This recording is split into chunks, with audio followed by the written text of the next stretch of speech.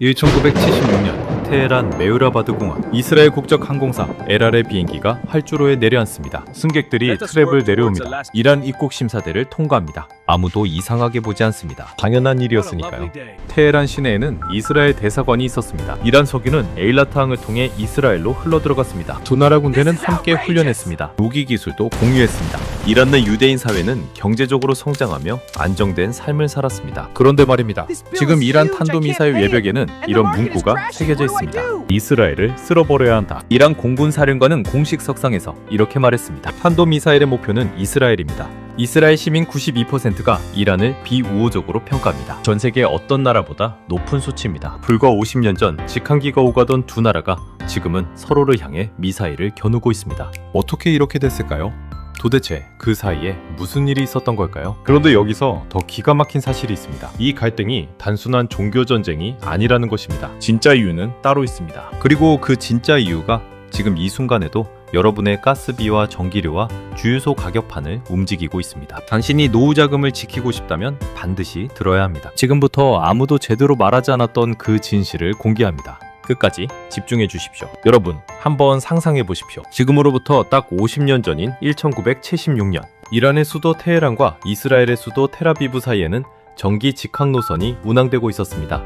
이스라엘 국적 항공사 LR이 운영하는 비행기였습니다. 테헤란 현지에 지사까지 두고 있었죠. 이스라엘 대사관은 테헤란 한복판에 자리 잡고 있었습니다. 이란에서 생산된 원유는 에일라트항을 통해 이스라엘로 안정적으로 공급됐습니다. 두 나라 군대는 합동훈련을 진행했고 민감한 군사기술까지 공유했습니다. 이란 내 유대인 공동체는 경제적으로 성장하며 비교적 안정된 삶을 살았습니다. 이게 실제로 있었던 일입니다. 꾸며낸 이야기가 아닙니다. 믿기 어렵겠지만 사실입니다. 지금의 이란과 이스라엘을 아는 분이라면 이 장면이 얼마나 충격적인지 느끼실 겁니다. 지금 이란 탄도미사일에는 이스라엘을 쓸어버려야 한다는 문구가 새겨져 있습니다. 이스라엘 시민 92%가 이란을 적으로 봅니다. 두 나라 국민은 서로의 나라에 발을 들일 수조차 없습니다. 이스라엘 여권에 도장이 찍혀 있으면 이란 입국 자체가 불가능합니다. 그런데 50년 전에는 직항기가 날아다녔습니다. 이 극적인 반전, 도대체 무슨 일이 있었던 걸까요? 단순히 종교가 달라서라고요? 그렇게 단순하다면 팔라비 왕조 시절의 우호 관계는 어떻게 설명하시겠습니까? 이란도 그 시절에는 이슬람 국가였습니다. 진짜 이유는 따로 있습니다. 그리고 그 이유는 생각보다 훨씬 복잡하고 훨씬 더 우리 삶과 가깝습니다. 지금부터 그 뿌리부터 차근차근 파헤쳐 보겠습니다. 먼저 배경부터 말씀드리겠습니다. 이란과 이스라엘, 이 두 나라가 원래부터 적이었다고 생각하시는 분들이 많습니다.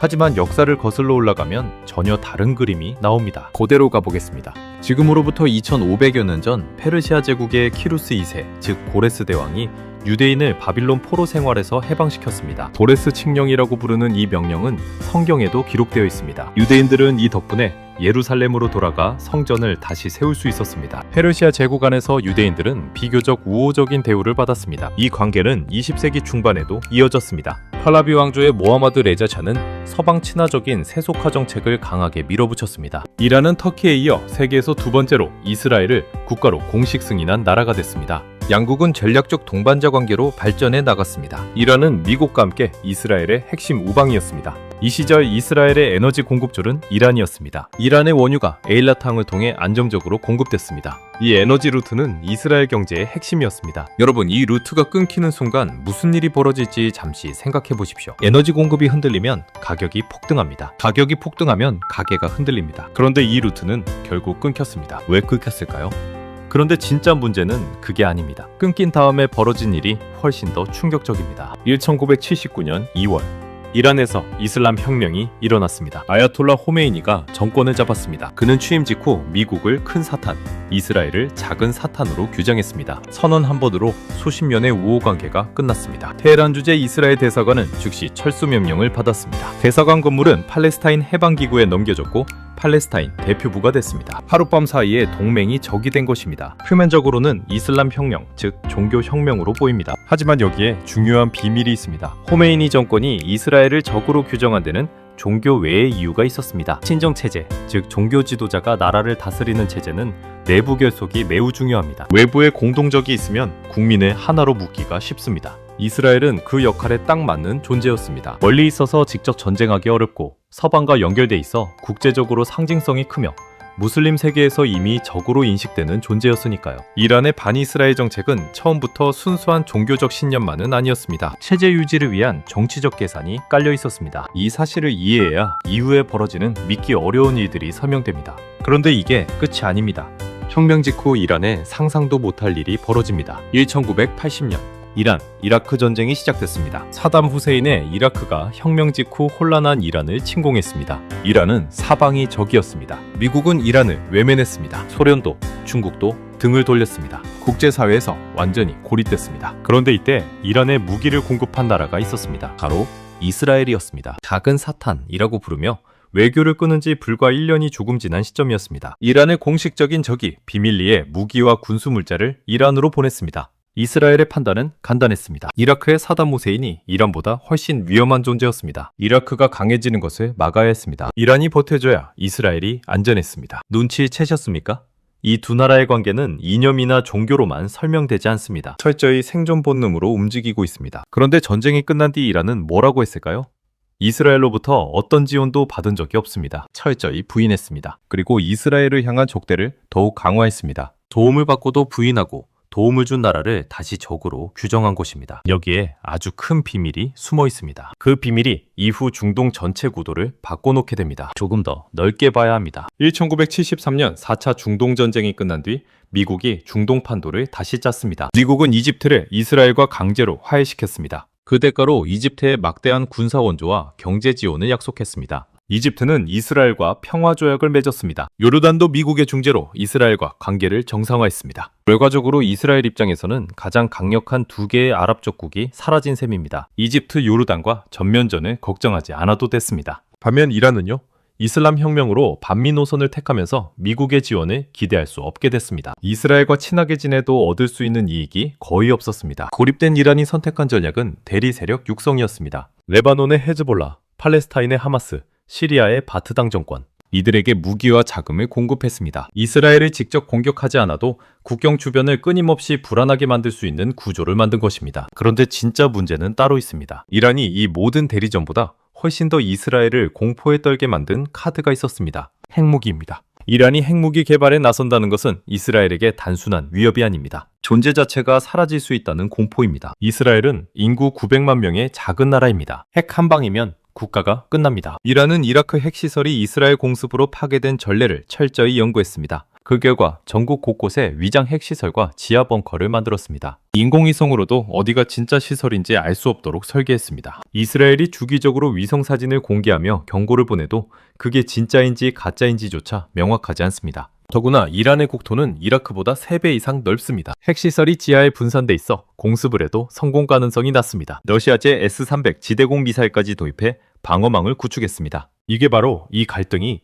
절대로 종교전쟁이 아닌 이유입니다. 이것은 생존 본능의 충돌입니다. 이란은 체제를 지키기 위해 핵을 개발합니다. 이스라엘은 존재를 지키기 위해 그것을 막으려 합니다. 그리고 두 나라 모두 절대 물러설 수 없습니다. 더 무서운 건 지금부터입니다. 이스라엘은 손을 놓고 있지 않았습니다. 이란과 국경을 맞댄 아제르바이잔, 이 나라가 이스라엘의 핵심 전략 거점이 됐습니다. 이스라엘은 아제르바이잔군에 무기와 기술을 제공했습니다. 그 대가로 아제르바이잔 내 군기지를 임대받았습니다. 그 기지에 정찰 드론과 무인기가 배치됐습니다. 이란 핵시설을 정밀 타격하기 위한 전진기지입니다. 2020년 아르메니아 아제르바이잔 전쟁 때 유럽과 미국이 아제르바이잔을 독재 침공으로 비판했지만 이스라엘은 오히려 공개적으로 아제르바이잔을 지지하며 미국 정계에까지 로비를 벌였습니다. 이란을 견제하기 위한 전략적 포석이었습니다. 더 무서운 건 이겁니다. 이 구도가 지금 이 순간 중동 전체를 거대한 화약고로 만들고 있습니다. 이스라엘이 이란 핵시설을 공습하는 순간 이란은 헤즈볼라와 하마스와 후티를 동시에 움직입니다. 호르무즈 해협이 봉쇄됩니다. 전 세계 원유 공급의 핵심 통로가 막히는 것입니다. 그리고 그 순간 한국의 주유소 가격판 숫자가 바뀌기 시작합니다. 여러분의 지갑과 이 전쟁이 무슨 관계냐고요? 이제 가장 중요한 이야기입니다. 숫자로 말씀드리겠습니다. 이스라엘 시민 92%가 이란을 비우호적으로 평가합니다. 이집트 78%, 요르단 81%. 이 수치는 심지어 미국보다 높습니다. 중동 아랍 국가들마저 이란을 두려워하고 있다는 이야기입니다. 퓨리서치 센터의 조사 결과입니다. 이란 탄도미사일 외벽에는 지금도 이스라엘을 쓸어버려야 한다는 문구가 새겨져 있습니다. 이란 공군 사령관은 공식 석상에서 이렇게 말했습니다. 탄도미사일의 목표는 이스라엘입니다. 이란은 탄도미사일 시험 발사를 반복하며 이 메시지를 계속 보내고 있습니다. 이게 말이 됩니까? 한때 직항기가 오가던 두 나라가 이렇게 됐습니다. 이제 답을 드리겠습니다. 이 갈등은 해소가 불가능한 구조적 적대입니다. 이란의 신정체제가 유지되는 한 이스라엘은 체제 결속을 위한 외부의 적으로 남아야 합니다. 이스라엘이 존재하는 한 이란의 핵 개발을 막으려는 시도는 계속됩니다. 어느 쪽도 먼저 손을 내밀 수 없는 구조입니다. 그리고 이 불씨가 꺼지지 않는 한 중동발 에너지 충격은 언제든 반복됩니다. 그 충격의 청구서는 결국 우리에게 옵니다. 그럼 도대체 어떤 경로로 우리에게 오는 걸까요? 경로를 따라가 보겠습니다. 이란과 이스라엘의 충돌이 심화됩니다. 이란이 지원하는 후티 반군이 홍해에서 선박을 공격합니다. 이미 2024년부터 실제로 벌어진 일입니다. 선박들이 홍해를 피해 아프리카 남단 희망봉을 돌아가기 시작했습니다. 운송 시간이 2배 가까이 늘었습니다. 운임이 폭등했습니다. 여기서 한 발 더 나아가겠습니다. 이란이 호르무즈 해협을 봉쇄하거나 위협하는 상황이 오면 어떻게 될까요?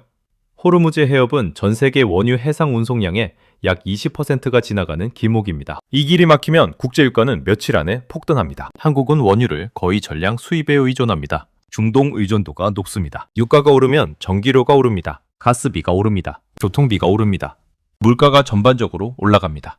즉 구매력이 떨어집니다. 월급이 그대로여도 지갑이 얇아지는 것입니다. 은퇴 후 고정 수입에 의존하는 분들은 이 충격을 더 크게 받습니다. 생활비 예산이 무너집니다. 이게 끝이 아닙니다.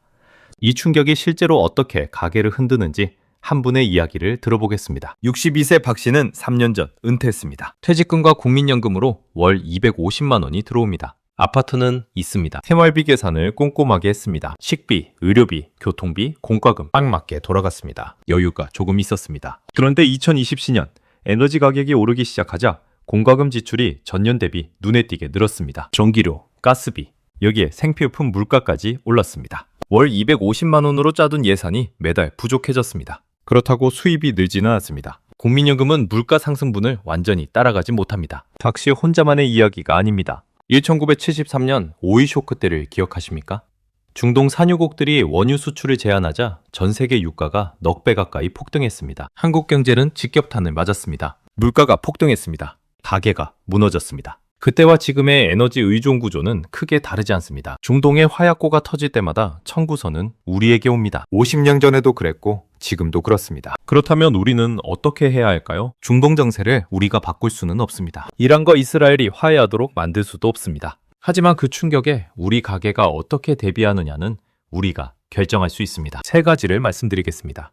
첫 번째, 노후 생활비 계획에 에너지 비용 변동 여유분을 반드시 넣으십시오. 많은 분들이 은퇴 자금을 계산할 때 고정비만 넣습니다. 그러나 에너지 가격은 중동 상황에 따라 급등할 수 있습니다. 전기료, 가스비, 교통비가 한꺼번에 오르면 월 생활비가 10%에서 20%까지 늘어날 수 있습니다. 노후 자금 계획을 세울 때 이 변동 여유분을 반드시 포함하십시오. 최소한 월 생활비 예산의 15% 정도는 에너지 충격 대비 예비 자금으로 별도 관리하시는 것이 좋습니다. 두 번째, 중동 긴장 뉴스를 투자 포트폴리오 점검 신호로 활용하십시오. 이란 이스라엘 충돌 심화, 호르무즈 해역 긴장, 후티 공격 같은 뉴스가 나올 때마다 원자재와 에너지 관련 가격이 움직입니다. 이 뉴스들을 막연한 국제 뉴스로만 보지 마십시오. 내 자산 구성이 에너지 가격 변동에 얼마나 노출되어 있는지 점검하는 신호로 활용하십시오. 주식 포트폴리오에 에너지 관련 자산이 어느 정도 비중을 차지하는지, 물가 연동형 자산이 있는지 확인하시기 바랍니다. 세 번째, 고정 에너지 소비 습관을 지금 점검하십시오. 중동 리스크는 언제 터질지 모릅니다. 평소에 전기와 가스 소비 습관을 점검해두면 가격이 급등해도 충격을 줄일 수 있습니다. 불필요한 대기 전력 차단, 계절별 냉난방 설정 온도 조정, 에너지 효율이 높은 가전제품으로의 교체. 단순해 보이지만 장기적으로 고정비를 낮추는 가장 확실한 방법입니다. 월 5만 원을 절약하면 1년에 60만 원, 10년이면 600만 원입니다. 작은 습관이 노후 자금을 지킵니다. 마지막으로 정리하겠습니다. 오늘 말씀드린 내용을 정리하겠습니다. 이란과 이스라엘은 50년 전까지만 해도 직항기가 오가는 우방이었습니다. 1979년 이슬람 혁명 하나로 관계가 끊겼습니다. 그런데 이 단절은 단순한 종교적 이유만이 아니었습니다. 신정체제 유지를 위한 정치적 계산, 지정학적 생존 본능, 그리고 핵무기를 둘러싼 존재의 전쟁이 복합적으로 얽혀 있었습니다. 이란은 이스라엘을 외부의 적으로 삼아 내부를 결속시킵니다. 이스라엘은 이란의 핵 개발을 막기 위해 모든 수단을 동원합니다. 어느 쪽도 먼저 물러서지 않습니다. 이 구도는 구조적으로 고착돼 있습니다. 그리고 이 갈등이 끓어오를 때마다, 중동의 에너지 루트가 흔들릴 때마다 그 청구서는 우리에게 옵니다. 1973년 오일 쇼크 때도 그랬고 2024년 홍해 사태 때도 그랬습니다. 중동의 화약고는 오늘도 꺼지지 않고 있습니다. 여러분, 이 이야기는 먼 나라의 역사가 아닙니다. 지금 이 순간 여러분의 가스비 고지서와 주유소 가격판에 직결되는 이야기입니다. 알고 있는 것과 모르는 것은 다릅니다. 준비한 것과 준비하지 않은 것은 더 크게 다릅니다. 당신은 어떤 선택을 하시겠습니까? 선택은 지금입니다. 마무리 CTA. 여러분은 어떻게 생각하시나요? 중동 정세와 우리 생활비의 연결고리 미처 몰랐던 사실이 있으셨나요? 댓글로 여러분의 의견을 자유롭게 남겨주세요. 구독과 좋아요는 더 나은 콘텐츠를 만드는 데 큰 도움이 됩니다. 알림 설정까지 해두시면 새로운 영상을 가장 먼저 만나보실 수 있습니다. 다음 영상에서 또 만나겠습니다.